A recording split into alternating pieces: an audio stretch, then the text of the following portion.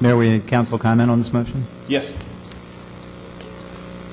If we can remember back about 20 minutes ago, when the first motion was made, the motion was simply, as I understood it, to carry it for 2 weeks. I saw no harm in that. I see no harm in that. If no suggestions came forward in those 2 weeks, or if no workable suggestions came forward, we're no worse off in 2 weeks because we're still within our timeline to adopt. That got changed to what I think is a completely arbitrary directive to the manager with the present motion that we look for a set amount of reduction. I don't think that's responsible budgeting. I don't think that's the way to go about it. Had we kept to the original motion to adopt or not adopt the budget tonight, during the council comment portion on that, I would have explained my philosophy of how we should approach the budget. And a part of that philosophy is that, and this is a reality, we've heard it explained by Mr. Costello, and I think the council members have recognized it, and the public has recognized it as well. The reality is that the greatest portion of our budget is tied up in salaries and wages. It would be, in my view, irresponsible, notwithstanding that is the largest area, and really there aren't other areas to look at. You can't do anything about debt service.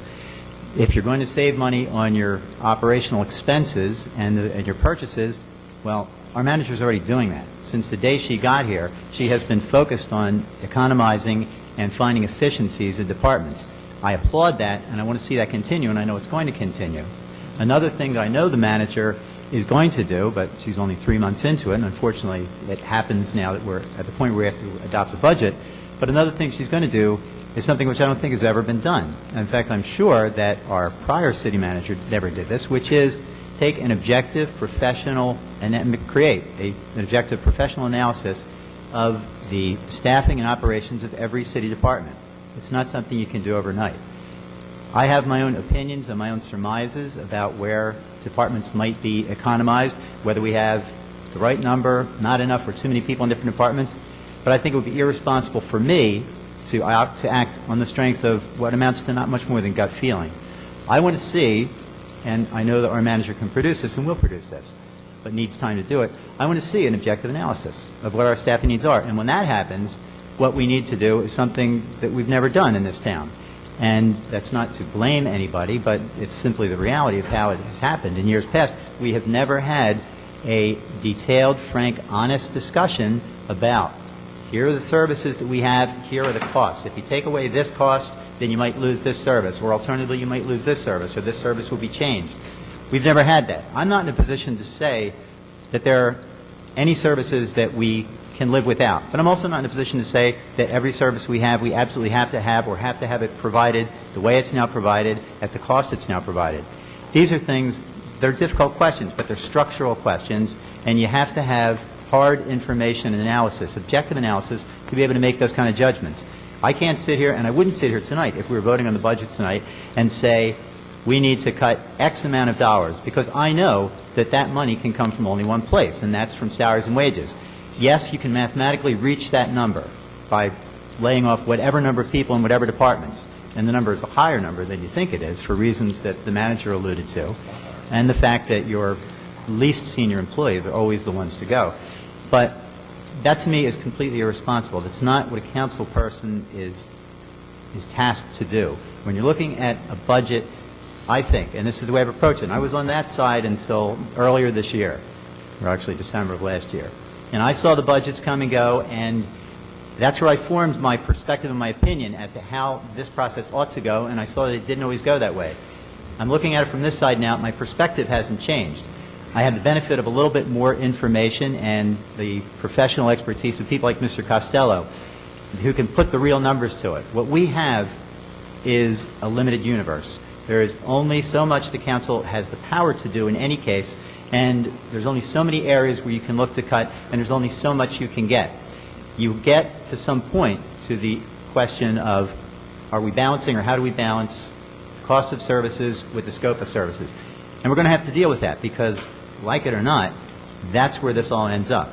It may not end up there tonight, and again, my personal view, I don't think, because I don't have that kind of outside professional objective analysis of the staffing, and I want professional recommendations from somebody who's looked at that to be able to say, this department could do with one person fewer, two persons fewer, or this department is already as lean as it can possibly be.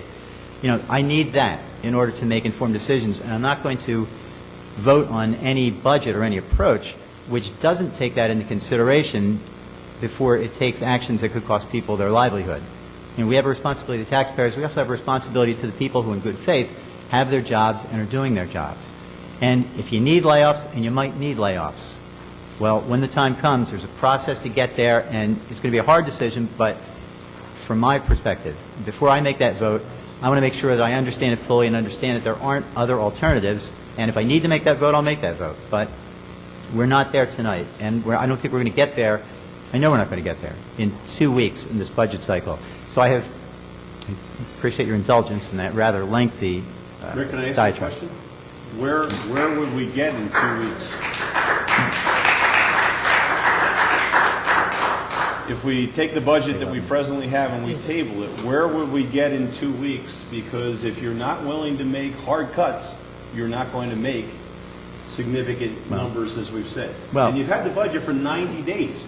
I mean, it's something that if you had a suggestion, perhaps it should have been made by now. Bill, and I was not the person who said I have suggestions on where to cut. That's not what I'm here saying.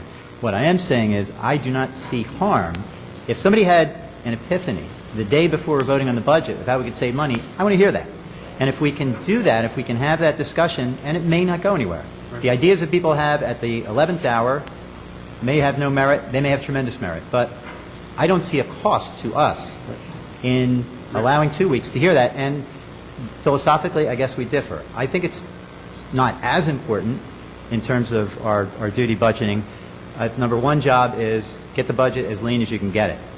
But the public, as we've heard from half a dozen people tonight, they want, and they have the right, to know that we are trying and that we're looking at everything. So if somebody comes up with a suggestion which we can implement in the budget, which won't knock a penny off the tax rate, which may knock a percentage of a penny off, but it's still an efficiency and a saving, and we can do it without jeopardizing, which we can, our legal obligations when we have to adopt the budget, I can't see any reason why we wouldn't do that. But I guess the question I have is, last year, and you've been on the other side, as you've said, this is the same pattern that we had last year. We have a budget for 90 days. The day it's supposed to be adopted, we have council members coming in and, stopping the wedding and saying, stop, I have this, this, and this that might be an efficiency that we might be, one year it was $1 million. Do you remember that?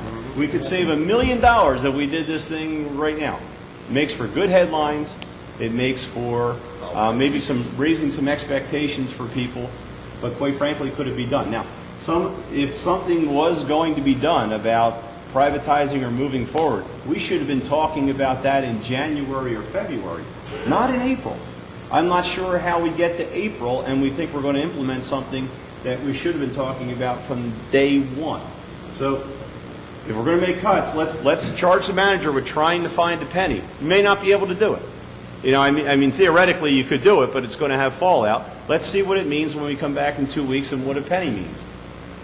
No, I couldn't disagree with you more, Mayor. That, to me, that is the pandering. You choose to ascribe motives to Mr. Pullella, which I don't know how you know what's in his head. I don't know what's in his head. Because I've seen this show before. Well, it's the same one as last year. Well, this is a brand new year. It's a brand new budget. It's a brand new situation. I know that Mr. Pullella has, as he said, met with Mr. Costello. He's met with our city manager, and he's worked on it. Whatever ideas he has, as I said before, maybe they don't go anywhere. Maybe, for different reasons, they can't be adopted and implemented in this budget. That doesn't mean they shouldn't be heard. It doesn't mean that we can't take the 2 weeks to do that. And in my view, it's more pandering to say that we're going to task our city manager with cutting a certain amount, knowing that that certain amount would have to include job losses because, that's where the numbers fall out.